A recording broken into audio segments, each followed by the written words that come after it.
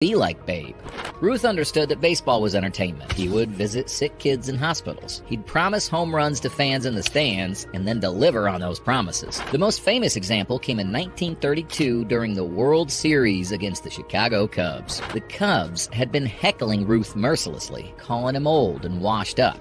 In Game 3, Ruth came to bat with the crowd booing and the Cubs bench chirping. Ruth pointed towards center field, then proceeded to launch the next pitch exactly where he'd pointed. The called shot became the stuff of legends. Whether he actually called it or not didn't matter. People wanted to believe. Ruth had that kind of magic about him. He could make the impossible seem routine.